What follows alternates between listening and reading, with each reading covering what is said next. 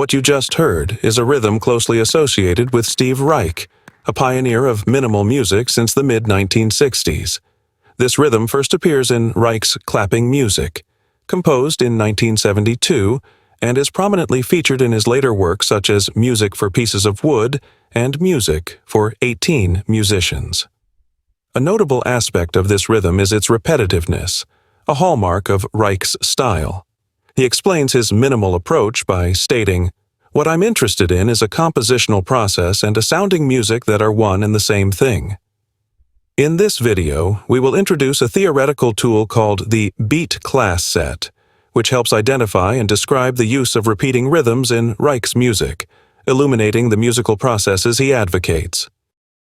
A beat class set is a numerical representation that indicates which beats are attacked within a periodic metric cycle. It is particularly useful for analyzing repeating rhythms as it reveals their properties and informs the processes involved when the rhythm is repeated, transformed, or combined with its original form. Let's use the significant rhythm we just heard as an example.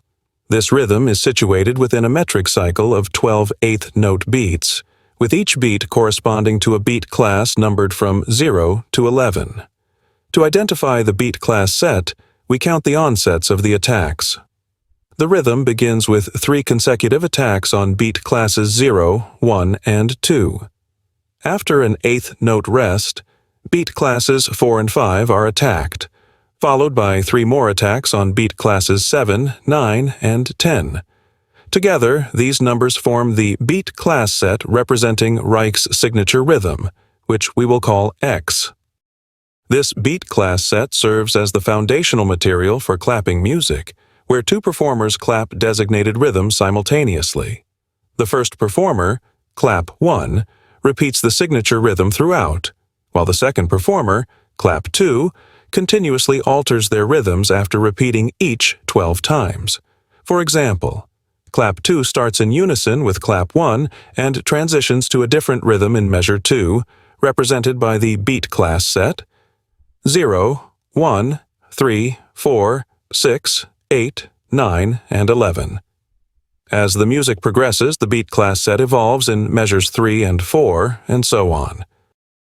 Although these beat class sets may appear different at first, they are closely related through an operation called beat class transposition. This operation involves rotating the rhythm, shifting it earlier or later in the cycle. For instance, rotating the original signature rhythm by 1/8 note beat earlier means that beat class 0 becomes 11, beat class 1 becomes 0, and so forth. Arithmetically, this is like adding 11 to each number in the original set using modular 12.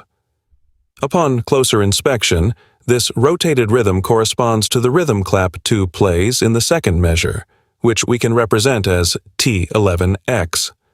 Similarly, the rhythms in measures 3 and 4 follow the same transposition mechanism, being rotated forms of the previous measure's rhythm by an eighth note.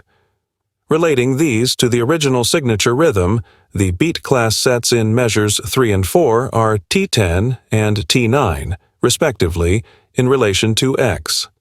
A clear pattern emerges, where step-by-step beat class transpositions consistently transform the rhythms in clap 2. This pattern directs the overall process of the piece. After measure 4, clap 2 cycles through the remaining beat class transpositions until it returns to the original form in measure 13, marking the end of the process. A beat class set approach not only enables us to precisely describe the rhythms and their potential relationships, but also reveals additional properties, enriching our understanding of the transformative details involved. For example, consider the interval class vector of the set X. The numbers in this vector correspond to the common attacks shared between the original rhythm and the shifted rhythm after a beat class transposition. When the signature rhythm is shifted by 3 or 9/8 notes, corresponding to interval class 3, the new rhythm shares 6 common attacks with the original, as highlighted in measures 4 and 10. To find the minimum number of common attacks between the original and shifted rhythms, a beat class transposition of 1, 11, or 6/8 notes will yield 4 common attacks. These 3 measures, which feature the least number of common attacks, are significant when considering the composite attacks produced by the two clapping layers. This perspective highlights the attack point density generated by the union of the original and transposed beat class sets. Measures 2, 7, and 12 exhibit the highest number of composite attacks, resulting in a beat class aggregate, where every eighth note beat in the metric cycle is attacked, creating moments of maximum density. By tracing the number of common and composite attacks throughout the piece, we can reveal the transformative details of the musical process by indicating varying attack point density.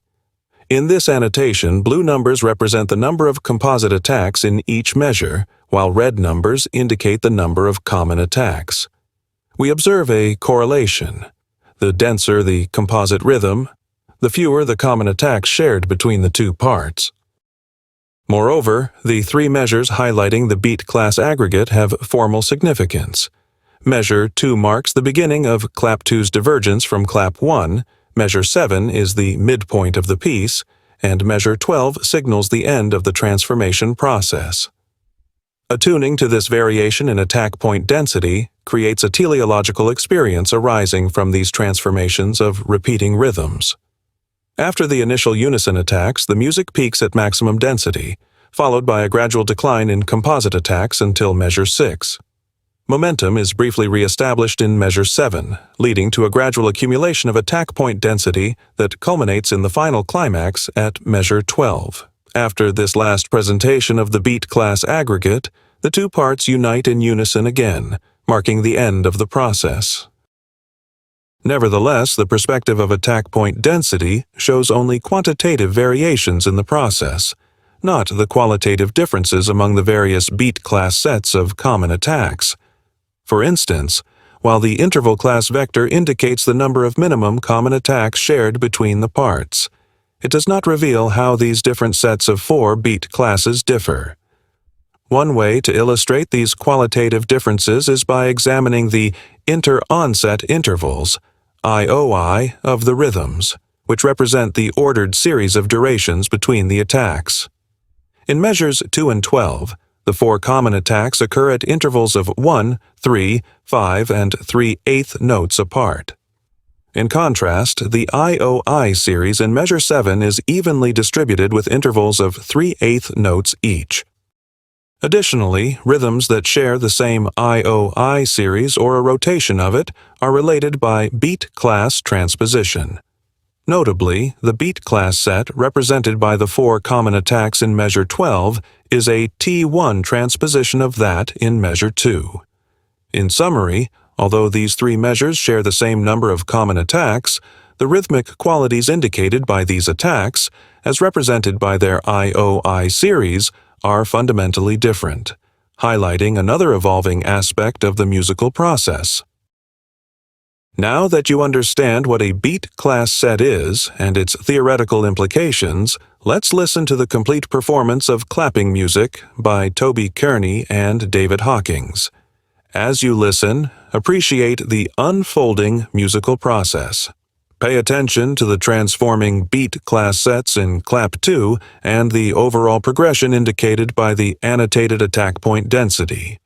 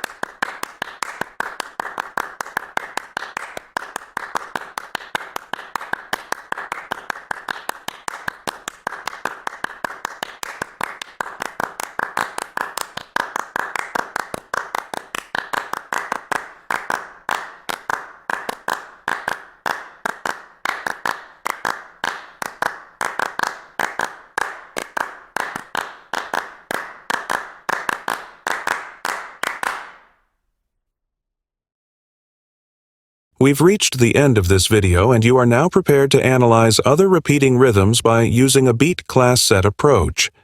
To review, here are some key concepts to take away. A beat class set indicates which onsets are attacked in a repeating rhythm. If one rhythm is a rotation of another, they are then related by beat class transposition. You can also express the qualitative content of a beat class set by tabulating its associated inter-onset interval series.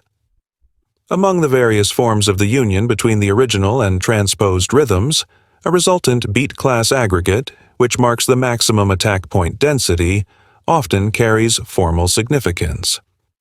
These concepts are particularly useful for analyzing process music like clapping music, where gradual transformation occurs using minimal building blocks.